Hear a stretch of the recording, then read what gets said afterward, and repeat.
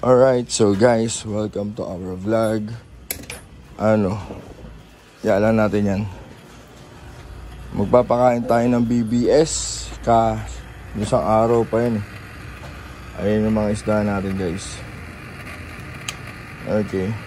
So, second day na ng BBS natin ngayon. Kaya tayo ay magpapakain. So, as you can see, walang hangin dito. Lagi kong problema yan eh.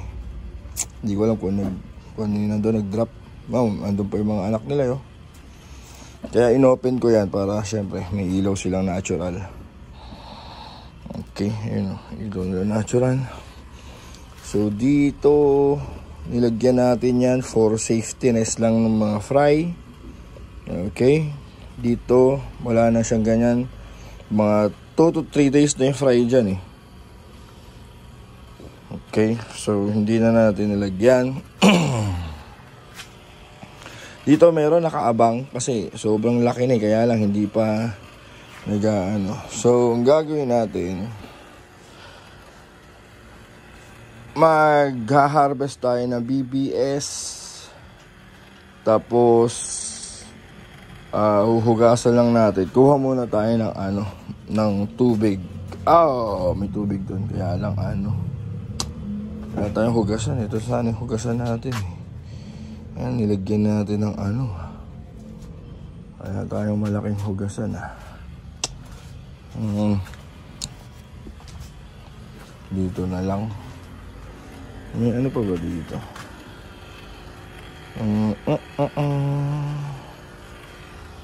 Maghuhugas tayo. This is a raw vlog, guys. Ito lang yung ginagawa. Ito, in-scrape ko nga pala yung dito, bandang salamin.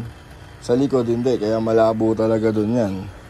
Pero ang ginagawa natin, para matanggal yung algae at makita sila ng mas maganda, is ini-scrape natin ng blade. Blade yung pinang-i-scrape natin to sa loob. So, tatanggalin na natin yung kwan. Ito yung mga main problem. Yan kita nyo. Merong mga hindi nakakabit. Yan. Kusang natatanggal yan. Di ko alam kung bakit. Pero kusa talaga natatanggal yan. Kaya nawawala na supply do sa dulo. Tapos, saan pa ba? May mga bitaw dyan. Tulad nito, may bitaw dito. Yan yung mga nagiging problema. Naitutulak ng hangin, sobrang lakas ng hangin. Kasama yung vibrate, kasi nagbabibrate din yan. Kaya kapag ganito, hindi ko sinasama yung hatchery ng BBS doon sa linya natin. Okay, tapos saan pa ba? Hanap pa tayo ng open line. This one, open line ka ba? Medyo, saksak na rin natin dyan. Ito, open line. Yung mga open line. Yan. Pag naman isarado na natin yan, kukuha naman na yan. Mag-distribute na ng hangin. Kaya lang, kailangan nyo munang hanapin yung mga open line talaga. Hanggat may open line yan, hindi magbubuga ng hangin yan. Baka meron tayong open line sa labas. Kaya ang ginagawa natin sa BBS, hindi natin kinukonekta doon sa madaming connections. Bakit? Kasi bibitaw. Pag nabitaw yung BBS, magkakaroon interruption yung pag-hatch niya. Hindi siya makaka-hatch within the target of time mo. Kaya yung BBS natin, nakahiwalay siya ng linya. Solo niya yung linya. Solo niya yung air pump. Kasi ito, dual air pump tong blue na to. Dual air pump yan, magkahiwalay ng pump. Yun yung kagandahan sa kanya. Saksak muna natin yung ilaw sa labas. Pero hula ako doon sa labas yan. Doon sa labas yung may labas tayo. Yung may putol. Hindi pa nakakakon dito eh. Linis. Bumili na ako ng pala para kay Sasha. So dito tayo sa labas. Ayun. Meron din tayo dyan fry. Tapos Ito yung open yung kanya, linya. Kaya hindi siya gumagana. Pero pag nagbubbles na yung mga nasa loob, goods na yan. Ayun meron na rin dito eh. Meron na rin siya. That is good na rin. Ganyan lang yan. Okay, so meron ng supply ng hangin. Meron na dyan. Meron tayong SBT rito. Kung nakikita ninyo, SBT. Malalaki na. Ayan Tapos meron tayong goldfish dito. May goldfish nag-iisa. Bumibitaw talaga yung mga hose. Hindi ko rin alam kung bakit nabitaw itong mga to.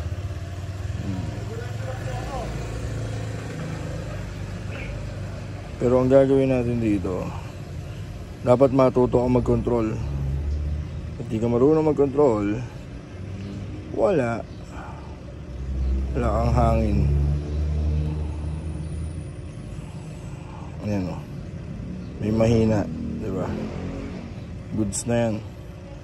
Hindi naman kailangan na masyado malakas na hangin eh. Kailangan lang may dissolved oxygen. Ito pagbalik na rin natin. Dissolved oxygen lang naman ang kailangan natin dyan. Hindi naman natin kailangan ng anong hangin dyan.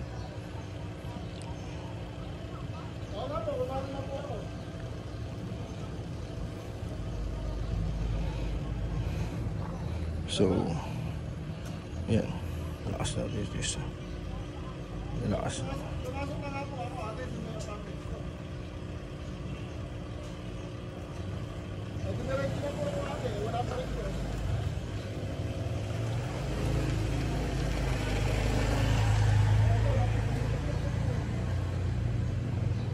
Okay. So yan siya. Hindi na natin i-edit yung video na ito. Yan. Ay masyado na ito malakas. Pero sakto naman yan. Okay, so itong view na tangke natin sa labas. Maliwanag naman siya. Ito, goods yung mga yan. Sige, tara, pakain na tayo ng BBS. Kuha muna tayo ng timba. timba, pahiram na timba. Ayun tayo. Hiram tayo timba.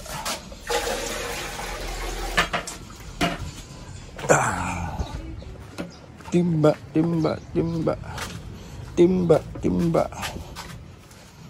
May laman eh. Yung tayo. Bigyan lang natin konti. Kahit nawasa pwede naman eh. Magkaroon lang tayo ng hugasan. Tapos ito yung mga stock water natin. Yan lang. Kaya nahihirapan tayo mag water change.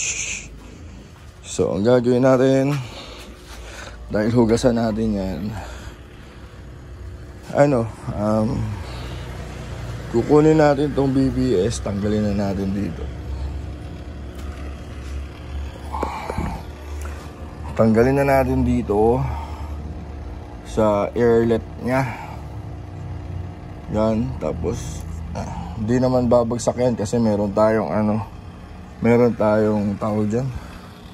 So yun. Okay. Stabilize lang natin hanggang sa yung mga itlog umakyat. Bababa naman yung yan yung mga baby brine shrimp.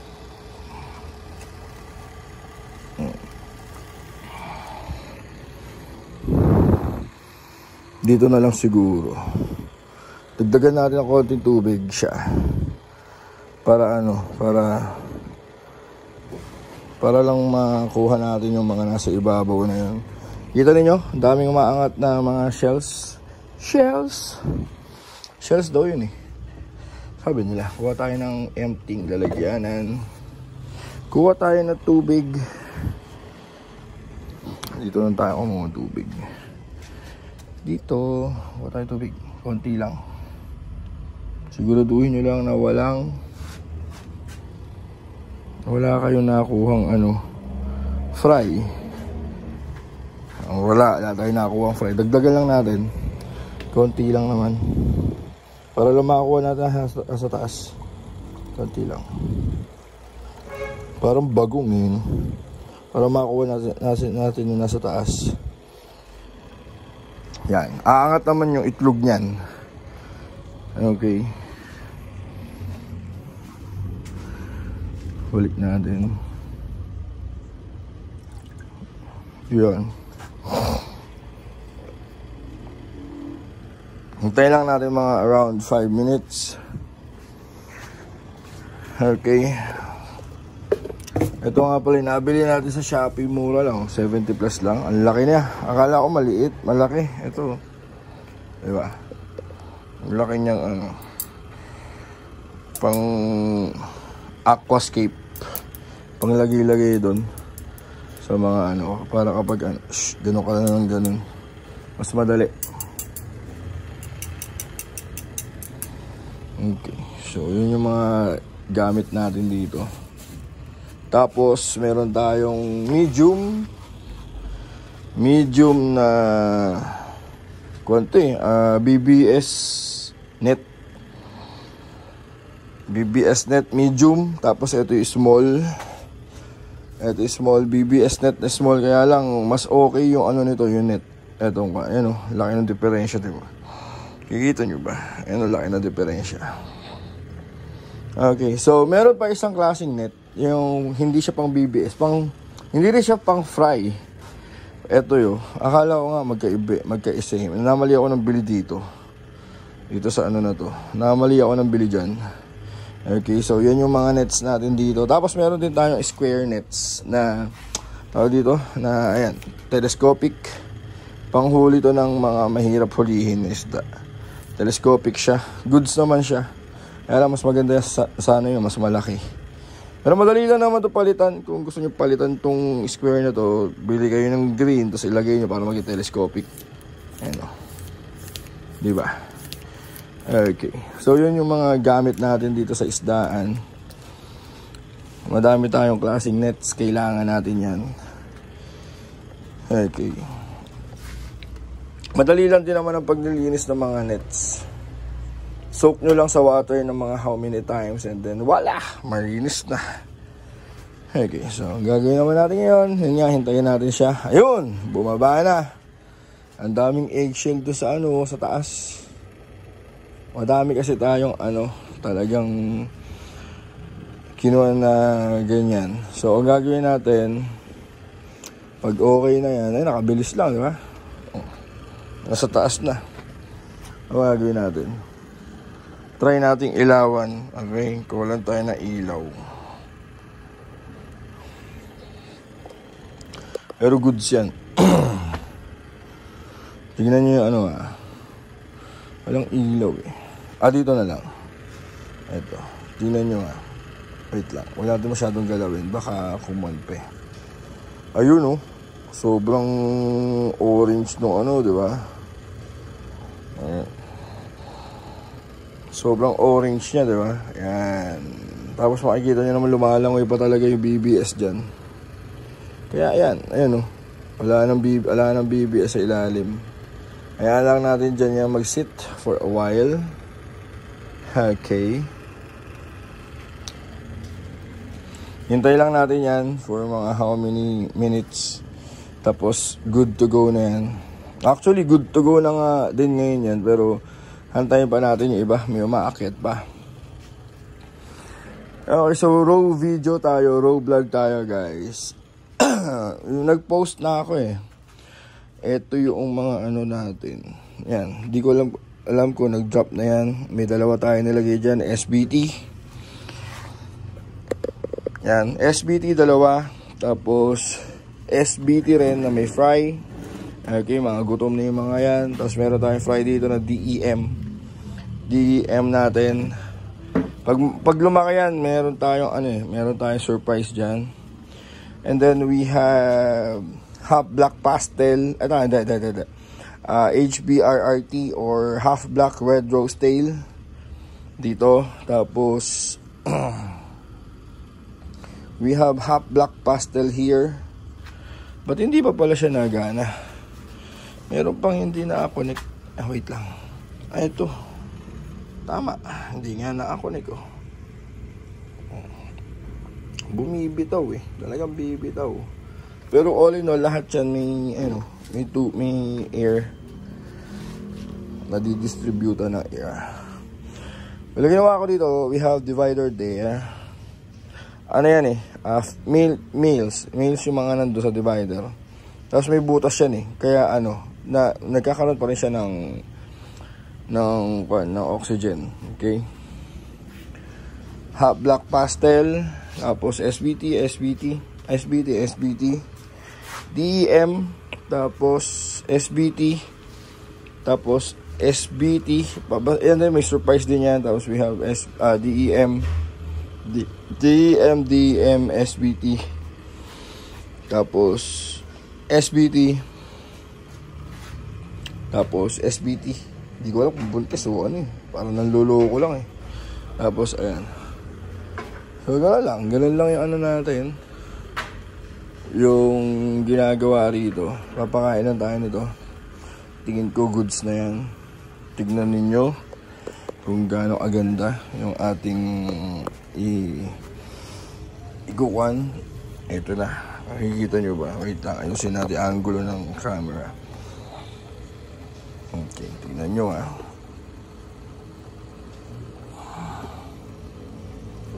Medyo may hirapan tayo rito. Konti. Kasi maganda yung nito eh. Black kasi yung nito. Yung hose. Yan. Goods. Let's go. Oh. Ayun oh. Grabe. Solid yung orange. Ano pa kain dito to?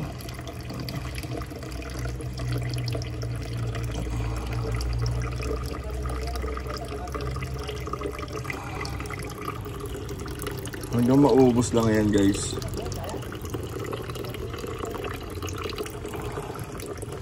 Sobrang alat nito eh.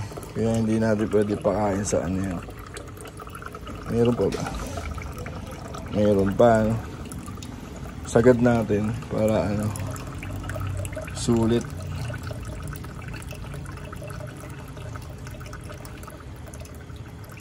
Okay, tingin ko parang wala na yata. Pero sige, sagad pa rin natin. Ilalakasin natin yan. Kung kaya nyo na everyday magpakain, gawin nyo. Kasi kayang-kaya na para lumaki. Para lumaki ninyo, yung mga fry agad. Kaya para mabilis magbuntis yung mga ninyo.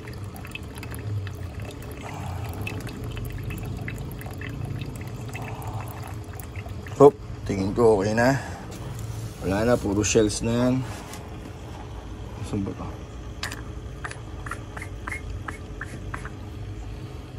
Ilalak na natin dito. Ilalak na natin ulit. Yun. Goods. So, kung makikita nyo kung gaano ka-concentrate yung ating na-hatch. Yan po siya. At yes, gumagalaw. Buhay yan eh. Okay. Yan o.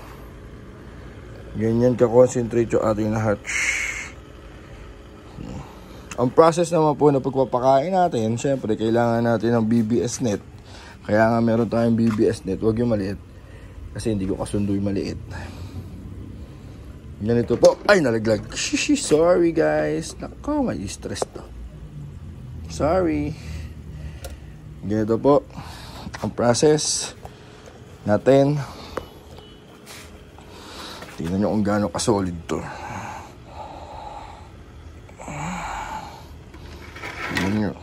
Gaano ka-solid. Kailangan natin ng net para makita ninyo. Yan.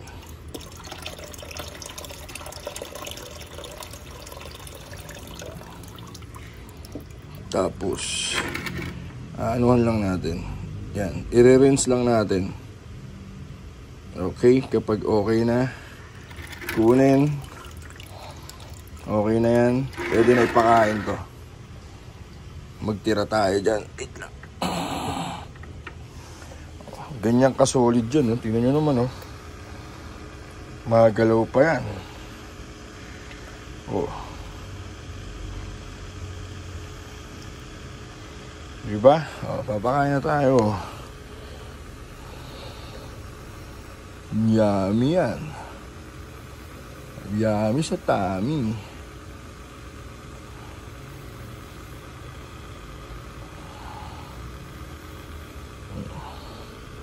Kainan na. Dito konti lang. Tapos dito rin.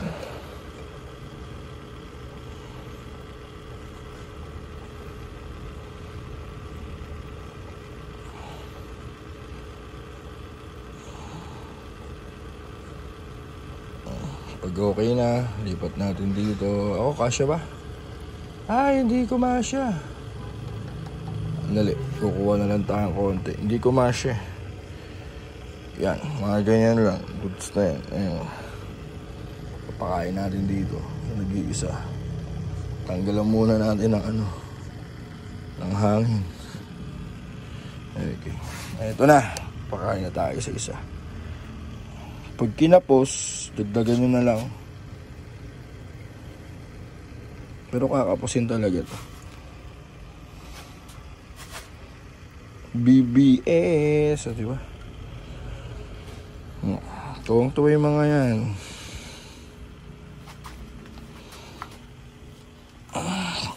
Kuha ulit tayo dito. Solid dyan, no? Oh, jelly. May gulay. Tapos, hugasan natin. Kasi maalat yan, guys. Pag hindi nyo hinugasan yan. Okay. Saan pa ba tayo din ako papakain dito? Dito. Yun. Konti lang kapag dalawa lang sila. Oh, goods na yan. Ilalim. Dito. Pak. Dito. Oh. Gutom na gutom eh. Oh. Pak. Diba? Ngayon na lang magpakain na, guys. Nakikita naman nila yan eh. Kunti pa. Naka. Maghihirap yata tayo dito ah. Live foods, guys ha. Live foods po ito. Yung matitira, pwede nyong i-freezer. Lalagay nyo sa cup tapos i-freezer ninyo. Kinabukasan pwede pa. Okay. Tayo sa dulo. Dito tayo papakain. Yay. Diba? Na-miss nila yan. Last year yung last nilang kain yun eh. Dito, first time nilang kakain ng BBS.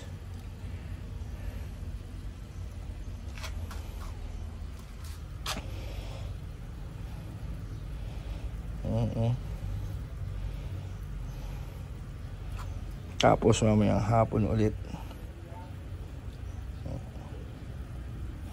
Konti pa para doon sa dulo.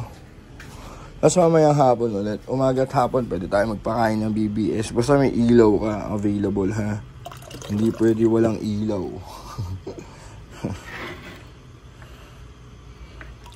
Okay. Sa dulo tayo.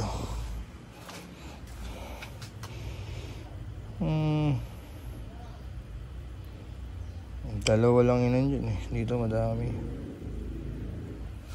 Tsaka ito.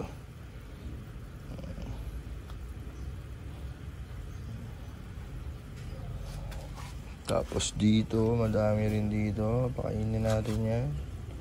Ayan. Pagsawa kayo sa BBS ngayon. Ito rin.